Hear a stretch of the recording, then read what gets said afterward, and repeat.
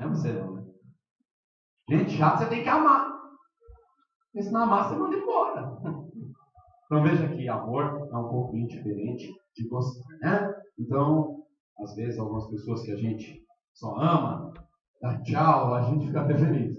Mas é tão ruim essas coisas. Mas graças a Deus, o Senhor nos ensina em todos os momentos. E até mesmo essa palavra que tem esse tema, tudo começa na oração. E ela poderia até ser o caminho para a fertilidade, vencendo a esterilidade. Você sabe, todo líder espiritual consegue vencer a esterilidade. Mas para vencer a esterilidade, você tem que começar aquilo, na oração. Porque os frutos, eles vêm do Senhor, não vêm de nós. Ouvi tantas coisas esses últimos dias, ruins de ouvir, né? E umas outras notícias boas. Eu não sei como é que você está, mas te garanto que o Senhor tem remetido diante de mim essas coisas para oração, a fim de que eu venha ir para a oração e a fim de que ao orar o Senhor venha me dar vitória. Então, se você estiver passando por algum tipo de dificuldade nesses dias, você que é líder de célula, está com a sua célula ruim, ou você que é um discipulador, está com o seu discipulado ruim, sabe? Essa palavra é para você. Mas talvez, se você está com muitas complicações na sua família, essa palavra é para você. Talvez você está com algumas complicações no seu sentimento, na sua emoção, na sua identidade, essa palavra é para você. Se você achou que ia fazer algumas coisas, dar conta de algumas coisas, essa palavra é para você. Se você perdeu algumas pessoas que você não queria de jeito nenhum perder, essa palavra é para você. Se você ainda não ganhou as pessoas que você deveria ganhar, essa palavra é para você. Essa palavra é para nós. Porque tudo isso que eu falei é para mim. Amém? Então que o Senhor nos ensine neste momento. O tema é esse. Tudo começa na oração. Está aqui um versículo de Atos, capítulo 12, verso 5, que é até mesmo uma das bases desse texto. Diz assim: Pedro, pois, estava guardado no cárcere, mas havia oração incessante a Deus por parte da igreja, a favor deles. Se você trouxe sua Bíblia, abre aí em Atos, capítulo 12. Eu acredito, eu não sei se a gente tem Bíblia nesse computador, porque nesse PowerPoint não tem. Então, eu suponho que tem a Bíblia online aí. Abre a sua Bíblia. Por mais que a gente projete os versículos aqui, tenha o hábito de trazer sua Bíblia para o culto. É uma bênção você estar na sua Bíblia, poder até anotar alguma coisa nela. O Raul vai encontrar, para quem não tem, hoje em dia quem tem um celular praticamente tem uma Bíblia. Então, abra seu celular aí em Atos, capítulo 12. Diz assim: Por aquele tempo, mandou o rei Herodes prender alguns da igreja para os maltratar. Diga misericórdia. Fazendo passar a fio de espada a Tiago, irmão de João, vendo ser isto agradável aos judeus, prosseguiu prendendo também a Pedro. E eram os dias dos pães ázimos. Tendo-o feito prender, lançou-o no cárcere, entregando-o a 4 escoltas de 4 soldados, cada uma, para o guardarem, tenciosamente apresentá-lo ao povo depois da Páscoa. Veja que eles consideravam Pedro criminoso, perigosíssimo. 4 escoltas de 4 soldados, 16 soldados romanos capacitadíssimos para prender Pedro ali. Verso 5. Pedro, pois, estava guardado no cárcere, mas havia oração incessante a Deus por parte da igreja. Repete comigo, fala: oração incessante que é feita a Deus por parte da igreja resolve. Por parte da igreja, a favor dele. Verso 6. Quando Herodes estava para apresentá-lo naquela mesma noite, Pedro dormia entre dois soldados, acorrentado com 2 cadeias e sentinelas à porta. O guardavam no cárcere. Eis, porém, que sobreveio um anjo e uma luz iluminou a prisão, e tocando o lado de Pedro, o despertou, dizendo: levanta-te depressa. Então as cadeias caíram-lhes das mãos. E disse-lhe o anjo: cinge-te e calça as sandálias. E eis que assim o fez. Disse-lhe mais: põe a capa e segue-me. Então, saindo, seguia-o, não sabendo que era real o que se fazia por meio do anjo. Parecia-lhe antes uma visão. Ele achou que estava sonhando. Verso 10. Depois de terem passado a primeira e a segunda sentinela, chegaram ao portão de ferro que dava para a cidade, o qual se lhe abriu automaticamente. Se você pensa que portão automático é coisa dos dias de hoje, é que anjo já usava controle em portão automático há muito tempo atrás e nem tinha motor. Você vê, às vezes acha, será que vale a pena eu orar? Meu problema é tão grande. O anjo abre o portão automático sem controle. O que é o seu problema para Deus? Mas vamos continuar, né? Então o portão abriu automaticamente e saindo, enveredaram por uma rua. E logo adiante o anjo se apartou dele. Então Pedro, caindo em si, disse: agora sei verdadeiramente que o Senhor enviou seu anjo e me livrou da mão de Herodes e de toda a expectativa do povo judaico. Ele pensou que estava sonhando e de repente ele viu que era verdade. Esses dias atrás eu também estava tendo um sonho assim, desse jeito, uma coisa com a igreja, e eu estava junto assim, aquela coisa toda. Aí eu falei: peraí, deixa eu ver se é um sonho mesmo. Mas era um sonho, infelizmente. Aqui com Pedro não era um sonho. Aí ele viu que era realidade. Verso 12. Considerando ele a sua situação, resolveu ir à casa de Maria, mãe de João, cognominado Marcos, onde muitas pessoas estavam congregadas e oravam. Quando ele bateu ao postigo do portão, veio uma criada chamada Rode ver quem era. Respondendo à voz de Pedro, reconhecendo a voz de Pedro, tão alegre ficou que nem o fez entrar, mas voltou correndo para anunciar que Pedro estava junto do portão. Ficou tão feliz que ela esqueceu de abrir a porta. E voltou correndo, e o Pedro lá fora: abre a porta. Verso 15. Eles lhes disseram: estás louca? Ela, porém, persistia em afirmar que assim era. Então disseram: é o seu anjo. Eles acreditavam que era o anjo, mas não acreditavam que era Pedro. Isso deve ser um anjo. Pedro jamais. Pedro está preso. Verso 16. Entretanto, Pedro continuava batendo. Então eles abriram, viram-no e ficaram atônitos. Em algumas Bíblias está aterrorizados. Aqui está espantaram. Verso 17. Ele, porém, fazendo-lhe um sinal com a mão para que se calassem, contou-lhes como o Senhor o tirara da prisão. E acrescentou: anunciar isto a Tiago e aos irmãos. E saindo, retirou-se para outro lugar. Sendo já dia, houve não pouco alvoroço entre os soldados sobre o que teria acontecido a Pedro. Herodes, tendo procurado e não o achando, submeteu-o às sentinelas a inquérito.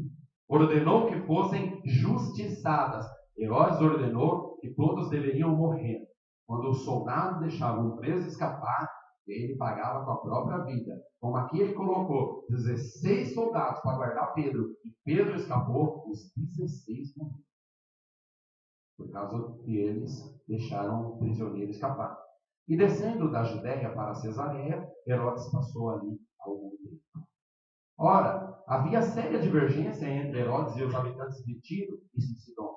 Porém, estes, de comum acordo, se apresentaram a ele, depois de alcançar o favor de Blasto, camarista do rei. Pediram reconciliação, porque a sua terra se abastecia do país do rei. Em dia designado, Herodes, vestido de traje real, assentando no trono, dirigiu-lhe a palavra. E o povo chamava: é voz de um Deus, não de um homem. No mesmo instante, um anjo do Senhor o feriu, por ele não haver dado glória a Deus. É perigoso não dar glória a Deus, viu? Quando você acha que as coisas acontecem por ser bom, sua habilidade. Ele não deu glória a Deus. E comido de vermes espirrou. Entretanto, a palavra do Senhor crescia e se multiplicava. Barnabé e Saulo cumpriam a sua missão. Voltaram a Jerusalém, levando também consigo a João, apelidado Marcos. Esse capítulo é um filme maravilhoso. Curva sua fronte, feche seus olhos. Senhor, eu oro para que esta palavra fale conosco. Essa palavra pode ser um divisor de água nas nossas vidas. Se a gente entender que tudo começa na oração, nós também entenderemos que a mão do Senhor o fará tudo nas nossas vidas. Muitas vezes as nossas vidas não caminham para um caminho certo, agradável e de boas respostas, porque não depende do Senhor, ó Pai. Ensina-nos, ensina-nos. Os discípulos disseram isso. Ensina-nos a orar. Também eu te digo isso por mim, por esta congregação, Senhor. Ensina-nos a orar. Amém. Glória a Deus. Volte-se para cá. Esse capítulo é um capítulo que mostra a importância da oração. Como eu já disse aos irmãos, que estaríamos falando nesses dias de oração e orando. Vocês podem ver, estamos orando mais nos nossos cultos e continuaremos orando mais. E na semana passada eu te disse 10 práticas porque você deveria jejuar. E sabe, você deve jejuar e orar. Porque jejum, que Deus abençoa, não é um regime, uma dieta, passar fome. O jejum que Deus abençoa, ele é regado por oração. Quando você jejua, qual é a principal coisa que acontece com você? Você sente fome. Sente ou não sente? Tem alguém com fome aqui agora? Levanta a mão. Então, quando você está em jejum e você sente fome, você na sua fome olha para o céu e fala: Senhor, eu estou com fome, eu não vou comer. Mas olha pela minha causa, muda a minha célula, muda a minha liderança, muda a igreja, traz pessoas, traz sobre a minha família a bênção. Eu não sei, você pode jejuar por muitos motivos. Veja então, a sua fome, quanto maior for a fome no período de jejum, maior vai ser a sua oração. É por isso que quem entra no jejum e quer dar um migué, é melhor nem entrar. Não, pastor, eu tirei o todinho, porque eu amo todinho. Agora eu só bebo chá, suco, Coca-Cola, tá tão ruim. Bebo Danone. Mas sabe, eu não paro de pensar no todinho. Ô, irmão.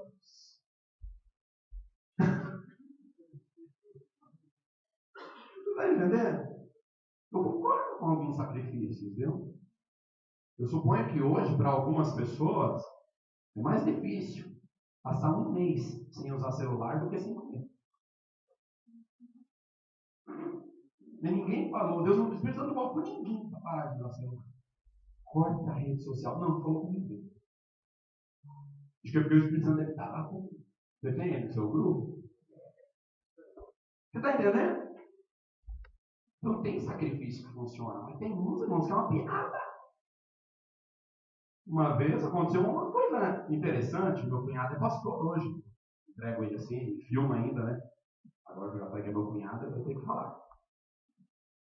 Esperando falar, né? Depois vai ficar bravo comigo. Mas eu vou falar, ele era um convertido, não tinha entendimento. E ele resolveu jejuar. Cortou arroz, cortou feijão. Eu amo isso, não vou comer durante um mês. Aí chegou em casa, estou sofrendo. Por quê? Desse jejum. Que foi o jejum? Arroz, feijão, não consigo viver sem isso. O que tem para comer? Aí ele olhou lá, tem umas carnes cozidas na panela. E pegou quase tudo. Ai, que sacrifício! Esse jejum! E comer. Tantas coisas, estou vendo que está muito duro esse jejum que você está fazendo. Que Deus te ajude! É só uma historinha antiga e hoje ele está fazendo jejuns poderosos, né? E graças a Deus, é o nome de Deus.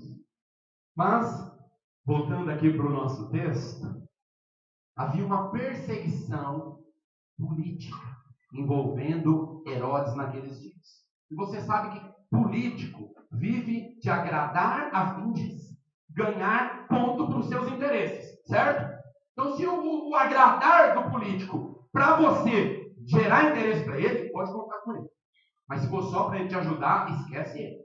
Ele está com a agenda cheia, ele te põe na lista, ele vai te ligar daqui uma semana, mas pode passar 10 anos que ele não liga. Mas se vai ajudar, ali Herodes era político, mesma coisa. Então ele entra nessa história. Essa história tem 3 personagens. Tem um vilão, tem uma igreja e tem Pedro. E Herodes é o vilão. A igreja está em oração. E Pedro é a vítima. Então Herodes, ele aparece nesse momento, dirigindo. E uma vez uma pessoa falou: pastor, mas que história é essa? Que esse Herodes nunca morre. A gente começa a ler a Bíblia, está lá o Herodes. Aí ele chega, passa um tempo, olha o Herodes ali de novo. E agora no final o Herodes. E esse homem é imortal, tudo morre, menos ele. Na verdade, havia 3 Herodes nesse período de Jesus até Atos. O primeiro era o Herodes Antipas. Você sabe que Antipas não era o sobrenome dele, não. Oh, senhor Antipas. Não, era Herodes Antipático. E Antipas é a palavra antipático. Era o Herodes carrasco, rude, bruto. Herodes Antipas. Ele, quem decapitou João. Depois tinha o Herodes Agripa, que foi o Herodes ali do começo da igreja, logo quando Jesus subiu aos céus. E esse que está em Atos 12, né? Esse de Atos 12 é o Agripa. Estou confundindo, também não é tanto Herodes que a gente até aqui confunde. Então, o primeiro Herodes era o Grande, que era o Herodes quando a Bíblia começa no Testamento. O Herodes que decapitou a cabeça de João Batista era Herodes Agripa. E esse Herodes era o Herodes Antipas, aliás, o que decapitou a cabeça de João. E esse terceiro é o Herodes Agripa. Então veja, ele era um político. Mandou prender Pedro e Tiago, 2 apóstolos. E aí, num dia, ele foi lá e porque esses apóstolos estão deturpando a religião judaica, eles morrerão. Aí cortou a cabeça de Tiago. E os judeus achou aquilo muito bom. Ganhou popularidade. Então ela falou: o quê? Os judeus gostou que eu cortei a cabeça desse cristão. Então vamos continuar fazendo isso. Quem é o outro mais forte que eles têm? É um tal de Pedro. Prende ele. Aí prendeu Pedro. Então, Tiago foi preso e decapitado. Agora quem está preso?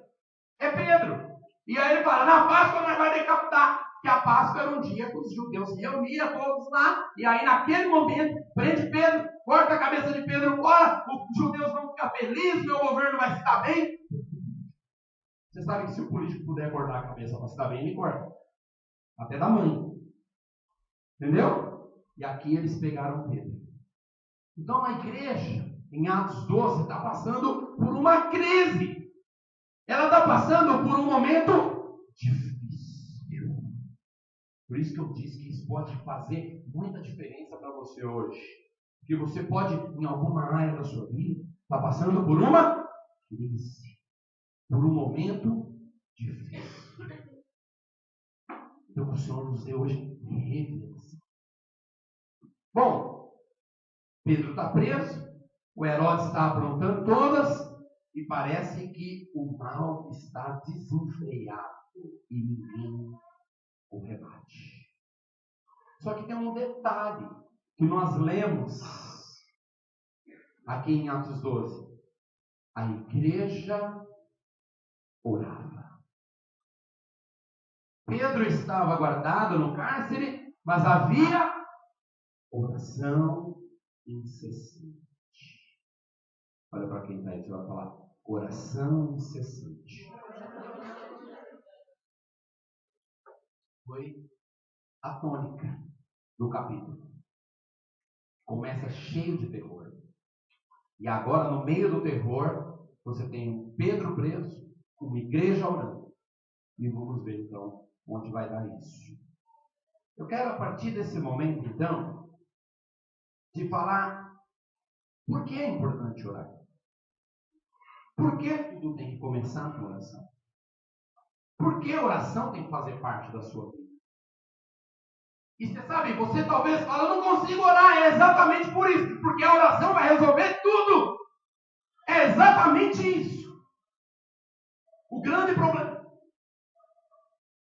Você sabe, no Antigo Testamento, eles criavam bodes, ovelhas, criavam bois, e nos dias de sacrifício pelo pecado, festas que era celebrada ao Senhor, Pentecostes, que era uma festa da colheita, eles levavam essas crias, eles compravam, eles levavam, eles cuidavam para que não tivesse defeito, e eles levavam para quê? Para sacrificar, derramar o sangue, e aquele sangue derramado ia fazer ali com que Deus olhasse para aquele povo e amasse aquele povo. Veja, o trabalho era grande, irmãos, tinha que ter ofertas, todas separadinhas, detalhadinhas, um grande sacrifício, viajar a pé muitos dias, carregando aquele monte de bicho, para a festa lá em Jerusalém.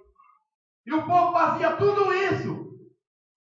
De repente, nesse momento, eles já não fazem mais nada disso, porque Jesus é o sacrifício único, eterno. Ele é o Cordeiro de Deus que tira o pecado do mundo. Ele é o sacrifício único e vivo. Então, agora é necessário que haja o que? Oração a Deus, incessante. Por quê? Porque nós oramos, o Espírito Santo nos ajuda nas nossas fraquezas, e Ele vai levar-nos a Deus e dizer, Pai, estou aqui. Então veja, já não precisa mais criar ovelhas, bodes, boi, agora você precisa orar. Mas deixa eu te falar, parece que é mais fácil criar essa bicharada toda, cuidar desse trabalho todo, viajar a pé, puxando essas ovelhas, do que orar. Por quê? Porque tudo o que Deus tem para realizar nas nossas vidas virá por meio da oração. Oração está nas regiões celestiais com Deus. E Efésios 1:3 diz, Ele já nos abençoou com toda a sorte de bênção nas regiões celestiais em Cristo. Tudo que você precisa, toda a bênção que você precisa, Deus já te deu e está nas regiões celestiais. Como é que eu chego lá? Pelo novo e vivo caminho, pelo Santo dos Santos, pela oração.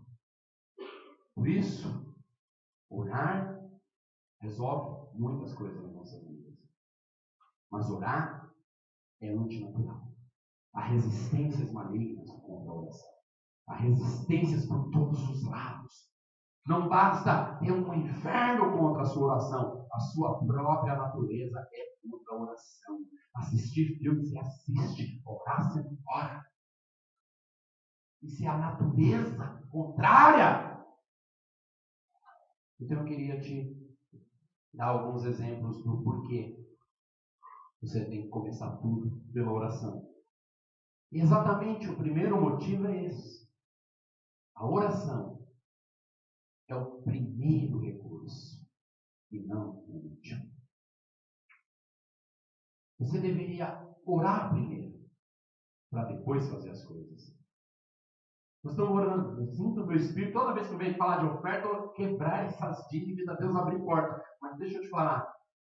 Qual dessas dívidas você entrou depois de ter tirado um tempo de oração?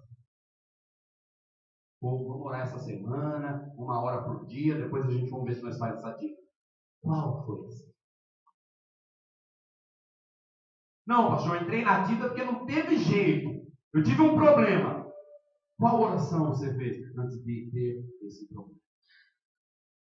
Então veja, oração é o primeiro recurso, não o último. Aonde está o nosso erro na maioria das vezes? É muito comum as pessoas orarem depois de esgotar todos os recursos. Ela primeiro tenta de tudo. Tenta falar com as pessoas, tenta ir nos bancos, tenta fazer a hora extra. Quando digo, tenta fazer muitas coisas. Quando tudo se esgota, ela fala, agora só Deus. Agora eu tenho que orar. Quer dizer, depois que tentou tudo. Só oramos quando percebemos que não tem mais saída. Você sabe por que às vezes você é encurralado? Não é porque o diabo está furioso te encurralando. Tem hora que quem está te encurralando é o próprio Deus. Pastor, mas Deus me encurrala? Se é encurralado que você ora, Ele te encurrala. Ah, pastor, parece que eu só lembro de Deus quando eu estou no fim do poço. É no fim do poço que Deus está te jogando sempre. Tem cristão que vive uma vida de fundo do poço. Porque é só lá que ele lembra que Deus existe. É só lá que ele chama Deus para conversar com Deus. Então Deus fala, saudade de falar com meu filho. Onde é que ele vai te levar? Vamos lá, você gosta. No fundo do poço.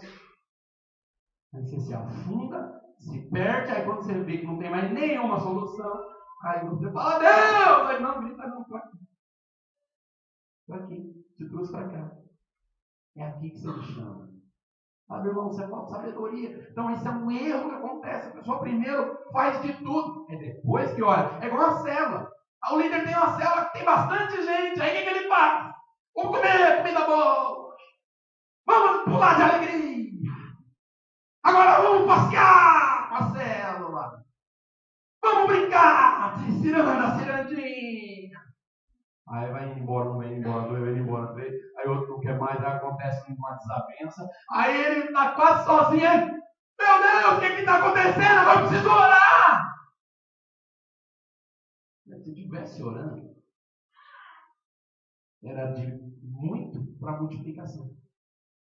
Porque alguns não multiplicam, porque como não ora, aí a célula enche, aí esvazia. Aí enche, aí esvazia. Por quê? Porque muitas vezes o problema é esse. Não fala com Deus, não ouve de Deus. E quem não fala com Deus e não ouve de Deus, não tem palavra de Deus. Repete teologia, repete versículos. E que adianta você falar bem, se este falar bem, não tem a dica de Deus.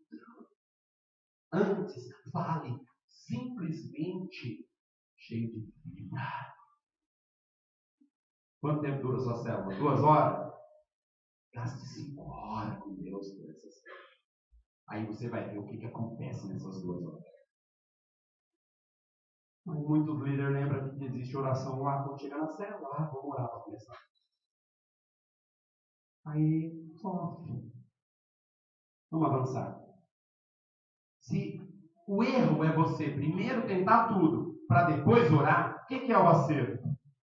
Começar com oração. É exatamente o contrário. Olha esse versículo de Tiago, como ele é esclarecedor. Cobiçais e nada tendes. Ah, pastor, eu queria uma célula tão grande que meu irmão. E ele ficou olhando por irmão, cobiçando a célula. Eu queria esse monte de gente, você uma sorte. Eu lembro quando eu andei numa rede de igreja e tinha só 2 discipulados, o meu e de uma irmã. E nós estávamos fluindo muito e crescendo muito. E a irmã chegava e falava, olha, você dá sorte. Eu queria dar sorte que nem você. Eu olhava, será que é sorte? Será que realmente é sorte? Era isso que a irmã estava tendo. Cobiçava e ela não conseguia ter. Olha o que o Tiago está falando. Cobiçais e nada tendes. Matais e invejais e nada podeis obter.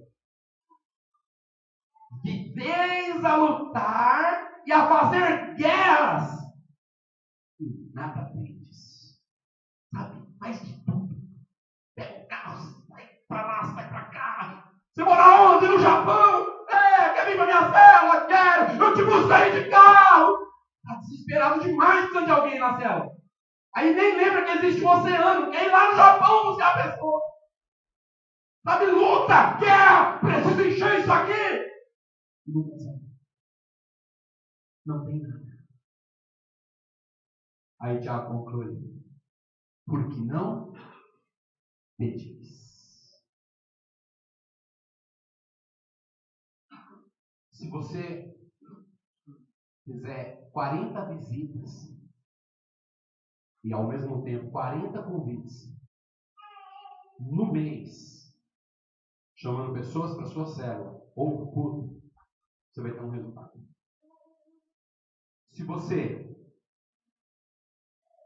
fizer 30 momentos de oração por uma lista de pessoas e depois você ir convidar essas pessoas, você vai ter outro resultado. Porque muitas pessoas não vêm, não é porque não quer, não é porque é sem vergonha, não é porque não está nem aí, não é porque é difícil, e sim porque estão amarradas na mão de um Herodes, que é o mesmo que esse aqui. Estão presas, estão aterrorizadas.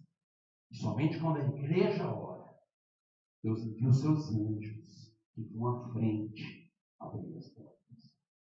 Então, nunca mais erre fazendo de tudo e depois ir orar. Acerte. Começa pedindo. Gaste tempo pedindo. E peça para Deus exatamente o que você quer. Pastor, se Deus não der o Espírito, você não dá mais oração lá no céu. Mas já até escreveu no escrever. Você tem que ir orar. Se você quiser, ora. Para Deus te dar uma bola quadrada. Existe isso? Então pede para Deus. Essa oração vale. Deus não vai ouvir essa oração, porque ela é tola, insana. Mas no meio da oração, o Espírito Santo vai te levar para a oração.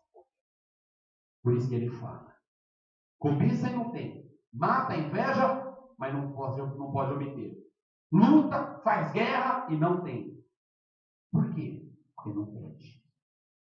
Você pode ter a melhor qualificação de líder espiritual, de chefe de família, e de homem da sua casa, e de mãe, de filho, e sei lá do que. Se você começa na oração, essas suas qualificações serão totalmente outras. Porque Deus o fará. Mas se tudo for a sua habilidade, você sempre vai esbarrar na mão de um Herodes. Segundo motivo: ore pelo que Deus quer, não pelo que você quer. Nada está fora do alcance da oração. Como eu acabei de dizer, você pode orar pela oração mais pura que for. Que seja algo que não é a vontade de Deus. Mas é exatamente orando que Deus vai te levar para o caminho da vontade de Deus. Mas a forma de você orar e estar em linha com a vontade de Deus é orar a palavra do Senhor. 1 João, capítulo 5, verso 14 e 15, diz assim: e esta é a confiança que temos para com Ele, que se pedirmos alguma coisa segundo a sua vontade, Ele nos ouve. Se pedirmos alguma coisa segundo a sua vontade, Ele o que, irmãos? Se Deus te ouvir, Ele vai te responder. Essa palavra, Ele nos ouve, não quer dizer que você está falando e Ele está ouvindo. Quantos aqui são casados? Você vai entender facinho o que eu estou falando. Já falou um monte de coisa, depois você viu que a pessoa não ouviu nada. Ou é só em casa que acontece isso? Mas eu estou falando aqui faz tanto tempo e você não entendeu nada. Não fala. Agora eu estou falando mais. Vai em casa, cara. Você está entendendo? Então, quando a gente ouve, a gente responde. Então, se pedirmos alguma coisa, segundo a sua vontade, Deus nos ouve. O verso 15 ele continua: e se sabermos que Ele nos ouve, quanto ao que lhe pedimos, estamos certos de que obteremos os pedidos que lhes temos feito. Se você sabe que Deus te ouviu, Ele vai te atender. Oh, qual é a sua dificuldade? O dinheiro não está resolvendo, né? Conversar não está resolvendo, né? Suplicar não está resolvendo, né? Desesperar-se não está resolvendo, né? Fala com Deus. Se ele ouvir, está resolvido. Esse deveria ser o primeiro, último e único caminho para as nossas dificuldades. Deus. Jesus, ele ensinou a orar, ele disse, seja feita a sua vontade. Como é que nós podemos conhecer a vontade de Deus? Conhecer a palavra de Deus, as escrituras de Deus. E aí você vai entender, é a vontade de Deus? Sim, então eu vou orar. Deus quer que na minha família haja paz, harmonia, crescimento e bênção. Sim! Então você pode orar, Senhor, o diabo não vai mais roubar essa família vai ser uma bênção, essa família não vai ser mais assaltada pelo maligno, aqui as pessoas crescerão, serão bênçãos, serão vitoriosas. Você pode orar assim? Pode, porque essa é a vontade de Deus. O Salmo 128 é o Salmo da família. Bem-aventurado o homem que teme ao Senhor. E aí conta como que é uma família feliz. O Senhor não quer em dívida, então você pode falar, Senhor, fazer um milagre. Em dívida de novo, me ajuda, me dá direção, me dá caminho, me libera, me abre porta. Você pode orar assim? Pode. E deixa eu te falar, você pode ter a dívida que for. O dia que ele te ouvir, resolveu o problema. E por aí vai, irmãos. Nós temos 1.186 versículos na Bíblia, concluindo com 1.100 promessas. Deus prometeu que a vontade dele seja feita em pelo menos 1.100 vezes na Bíblia. Será que nas 1.100 promessas da vontade de Deus, nenhuma combina com a sua dificuldade? Tem algumas que na verdade combinam com tudo. A promessa de Mateus 11, 28 até 31, que ele fala, vinde a mim todos que estáis cansados e sobrecarregados, e eu vos aliviarei. Aprendei de mim, que sou manso e humilde de coração. Olha, você está cansado? Você está sobrecarregado? Tem uma promessa, ora, para o Senhor te aliviar. Para o Senhor te dar descanso. Oh, irmãos. Terceiro princípio. Veja que o primeiro princípio é: oração é o primeiro recurso, não o último. O segundo princípio é: ore pelo que Deus quer e não pelo que você quer. Mas ainda que você ora por aquilo que Deus não quer, o Espírito Santo vai arrumar essa oração. Então, não deixe de orar. Ah, não vou orar, não sei se isso é a vontade de Deus. Ore. Ore. Terceiro, a oração deve ser constante. Essa palavra constante é aquela que nós lemos em Atos. Havia oração incessante pela igreja. Havia oração constante pela igreja. Atos capítulo 12, verso 5. Fala que havia oração constante. Essa palavra constante tem pelo menos 3 significados. E os 3 se aplicam exatamente na constância. Primeiro, a palavra constância, ela significa que ela é uma oração regular e contínua. O que é regular, irmãos? Disciplinada. Ela acontece todos os dias. Ela tem um horário e ela tem um lugar. Então ela é regular e contínua. É um momento do seu dia que você separa e fala, Senhor, agora é o meu momento de orar.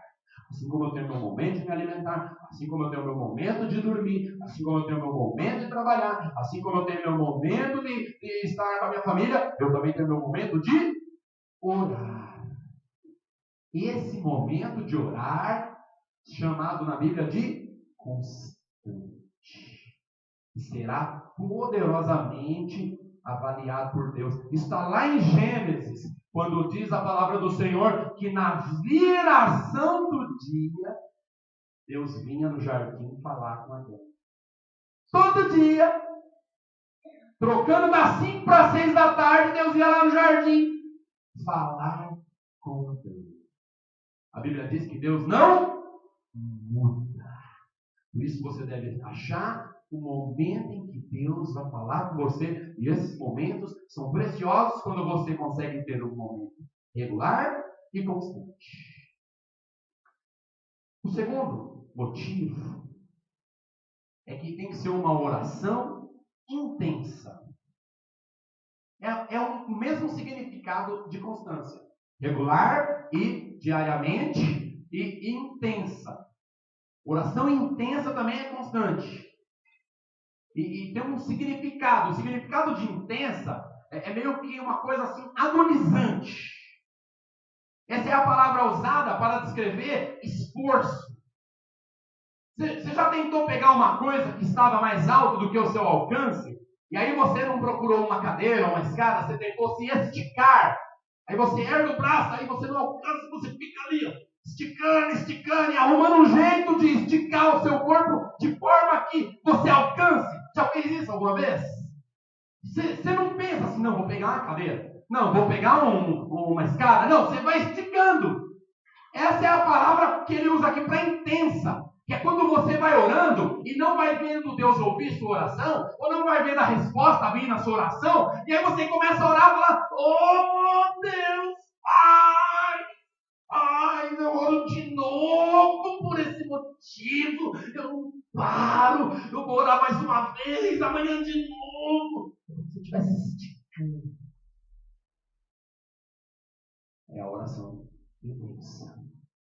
E o terceiro, uma oração constante é uma oração perseverante. Jesus disse que devemos orar insistentemente e nunca esmorecer.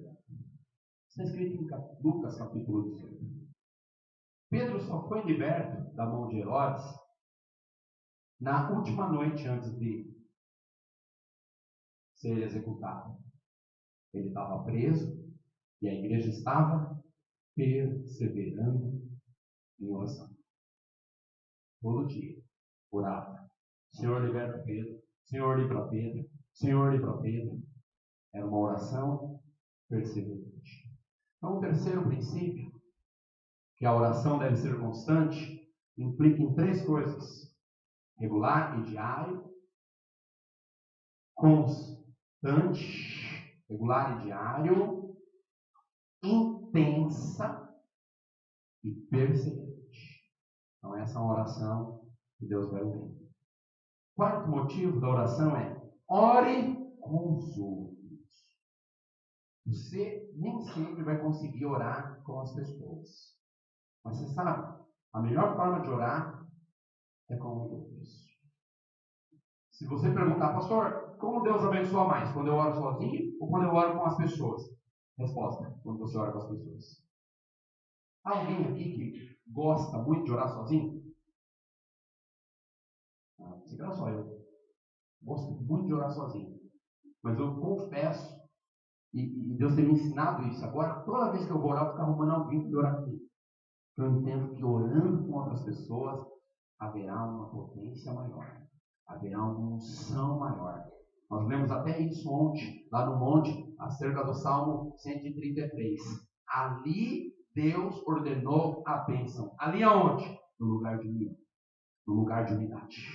Onde as pessoas se reúnem e se misturam orando umas pelas outras. Ali Deus ordenou a bênção. Então, ore com as pessoas. Esse texto de Mateus 18 ao 20 é muito conhecido. E ele diz: em verdade eu vos digo que tudo o que ligardes na terra terá sido ligado nos céus. E tudo o que desligardes na terra terá sido desligado nos céus. Em verdade também vos digo que se 2 de vós sobre a terra concordarem a respeito de qualquer coisa que porventura pedirem, ser-lhes a concedida por meu Pai que está nos céus. Porque aonde estiverem 2 ou 3 reunidos no meu nome, ali estou no meio deles. Aonde junta pessoas para ligar e desligar, orar, Deus está. Deus se reúne junto. Dentro de uma reunião de oração, Deus se reúne junto. Jesus se reúne junto.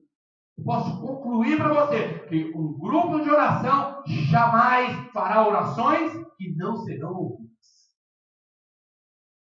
É por isso que quando se reúne para fazer campanhas de orações, os que vão orar e os que oram todos os dias ganham, recebem aquilo que foi para a oração. Porque Deus vai junto na oração. Deus olha lá e fala, uma campanha de oração? Então também vou, pode contar comigo. E aí a gente vai na campanha e Deus vai junto. E está conosco. Por isso você pode estar perdendo um grande tempo da sua vida não orando com as pessoas. Não orando até mesmo em casa. Pega lá, sua mulher, seu marido, ora com ele. O senhor não pode orar, não vai ficar aqui. Segura minha mão, fecha lá. Só vai falando aleluia, deixa que eu oro. E ora todo dia. Para quem começar a ver as coisas acontecer. Olha só, vou dar um testemunho aqui do Alexandre. Como ele está, né? O meu cunhado, o testemunho é dele. Não vou falar o lado ruim hoje. O Alexandre, logo no começo, ele tinha muitas coisas para acontecer na vida dele. Morava lá com a sogra dele, era um cômodo só, e ele estava muito tempo tentando construir a casa dele, não conseguia, estava sem carro, ele tinha uma moto que não funcionava direito, porque eu sabia ele andando com a moto. Então, era muito apertada a vida dele. E um dia, ele, através de uma palavra, ele pegou uma folha do caderno, ele e a Daiane, e eles fizeram uma lista. Com quantas coisas? 20 coisas. 20 coisas lá que eles queriam. Aí eles pegaram essa lista e penduraram na geladeira. E todo dia, ele e a Daiane oravam para aquelas coisas ali. E aí, eu não sei se foi depois de um ano, se foi menos de um ano, ele pegou a lista e falou, aconteceu tudo. Ah, pastor, mas acontece mesmo, é o progresso de um ano. Não, fazia 2 anos que ele estava tentando uma das coisas. Fazia 2 anos que ele estava tentando terminar a casa. E naquele ano ele não só terminou a casa, como comprou o carro. E o salário era o mesmo. Mas naquele intenso de oração com a esposa dele, Deus estava junto. Você pode estar perdendo tanta coisa, esperando que Deus vai fazer um dia, esperando que você está na prova, pensando que está na prova. Não é prova nada, filho. Você está dormindo na luz. A luz de Deus brilhando sobre você para aprontar todas e você cochilando. Acorda para a vida. Isso é uma frase do mundo. Acorda para a vida. Acorda para a vida de Deus. Vive a vida de Deus. 5. Não ore apenas por você. Não ore apenas por e para você mesmo. É isso mesmo, né? Que frase. Não ore apenas por e para você mesmo. Isso quer dizer que você não deve ser egoísta, orar só por você. Eu vou usar um versículo para te explicar isso. Um versículo lá no finzinho do livro de Jó. E Deus restituiu tudo na vida de Jó quando este orava pelos seus amigos. Deus restituiu tudo na vida de Jó quando Jó orava pelos seus amigos. A intercessão é o canal da bênção de Deus para a sua vida. Se Deus já vai te abençoar quando você orar, imagine quando você está orando pelos interesses de Deus. E Ele vai olhar e falar, este filho gasta os seus dias interessado em mim.